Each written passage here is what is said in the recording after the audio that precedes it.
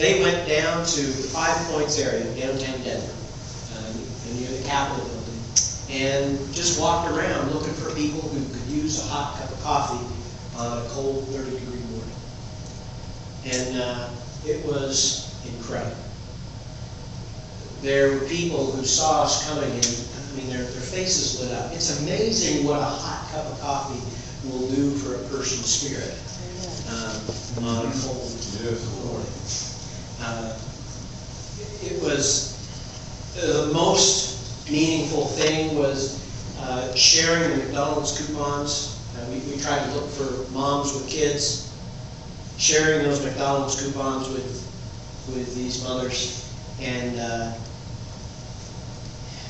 the look that came over their face, they'd be able to take their kids to McDonald's that day. The kids jumping up and down. I mean, McDonald's was such a rare delicacy. It was amazing. As we were walking back to our cars, one of the guys who just recently been talking to called that out because he said, come back. Don't forget about us. We need you guys down here. We need you guys. Yes, Lord. Simple stuff. Sharing a cup of coffee. And this church has a ministry that's grown and grown and grown. And it's kind of cliche to say it, but it's the people who participate in the ministry that are truly blessed. It's, obviously a blessing for a person to get a hot cup of coffee, but it's the person who's able to deliver the coffee that's truly blessed. Yeah.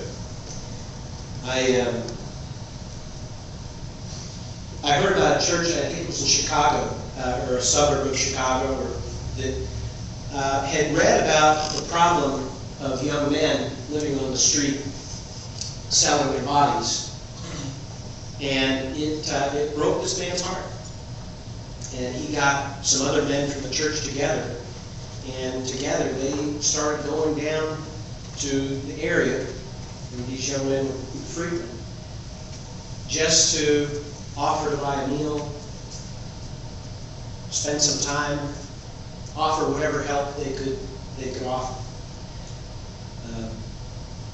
This article I read talked about a young man named Jimmy who was helped, who talked a little bit about his history of abuse, the abuses that he'd suffered, the drugs and alcohol that he'd become involved with to numb himself.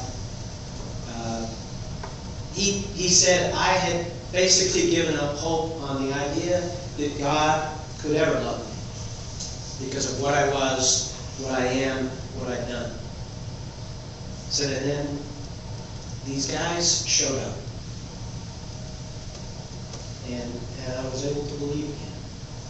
And I know that God loves me. All right. Yes, Lord. There's a church in the Portland area that is near a school, and it's called at-risk youth because there's nobody at home waiting for them, and a lot of times these kids would, at best, just waste their afternoons and evenings playing video games. At worst, would find other ways of getting into trouble. This church had all kinds of space they weren't using.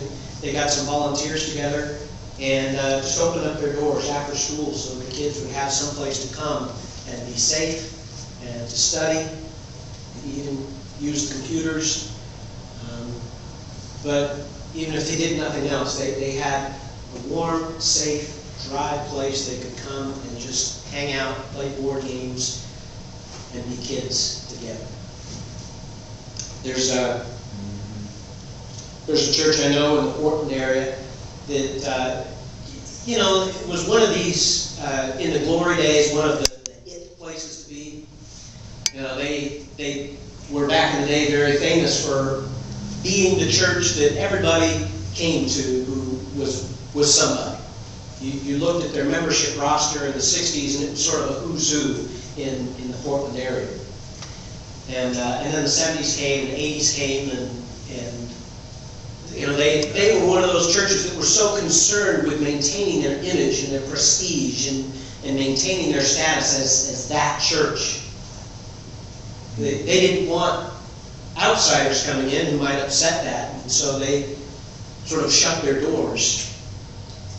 Well, about 10 years ago, they realized that there was no need to shut the doors because there was nobody looking to come through those doors anymore. Their membership, which had been 300 or 400 back in their heyday, was now down to 50, 60 tops. And one of the members said, we just came to the realization that we were going to die and nobody was going to know. We were going to die and nobody was going to know and nobody was going to care. So at that point, we were faced with the very real probability that our church was going to go down, and we had to do something. So they started opening up their doors on colder nights, just like this church does in the Egan Warming Center. They started offering soups and sandwiches for people living on the street. Started providing whatever services they could provide. The one thing they still had, ironically, was money from endowments and whatnot. And so they started using it. And the turnaround has been remarkable, they said. They're nowhere near where they were back in the day. Maybe now they have 100, 115, 120 people on a Sunday. But he said, we're alive. Yeah.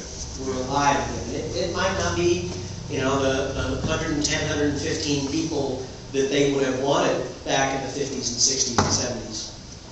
We said, we're alive again. We're making an impact in this community. And the community's approach to this church has changed as well.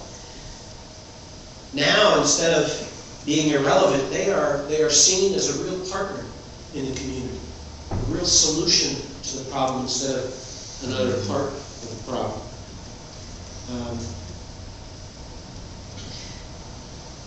I could go on. But, we've been talking about our gifts and skills and abilities.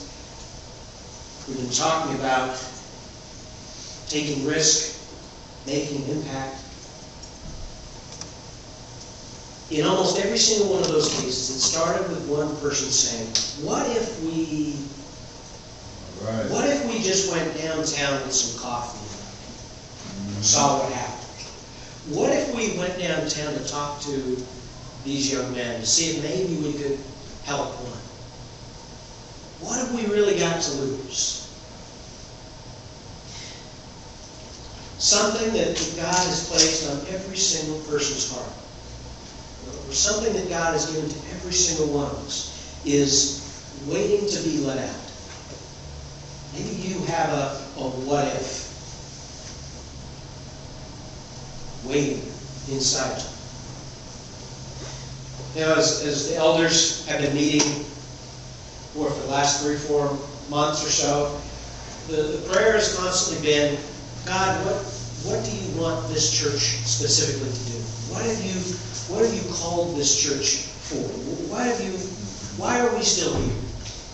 What would you have us do for the community? And I think the answer is out here. Yes. My challenge is for you to, in prayer time, to just let the Lord speak to you. To put a dream in your heart, to put a burden on your heart.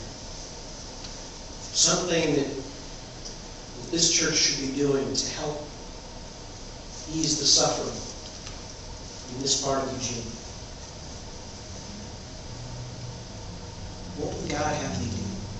What would God have this church do?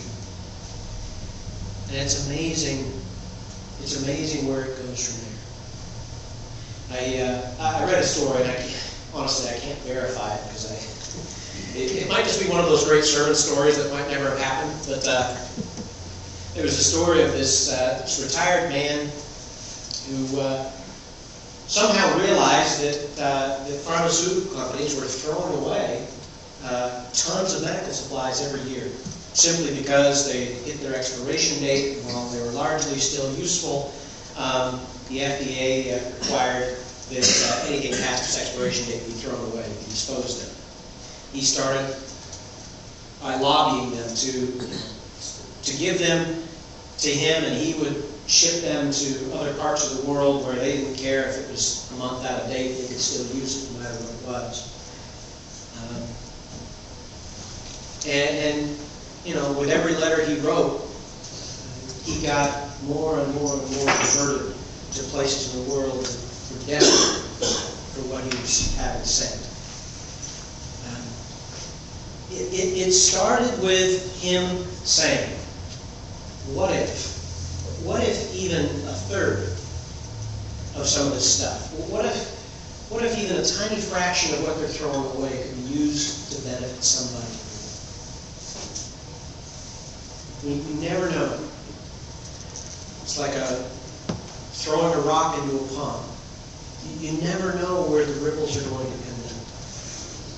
So as we close this morning, as you're praying this evening, as you're praying throughout the week, I would challenge you to ask God to open your eyes. And when God opens your eyes, when God puts that burden on your heart, please share it. Please share it with the elders. Please share it with your small group. Share it. Share your dream. Share your idea, your passion, your vision with us. Will you do it? Amen. Let's pray.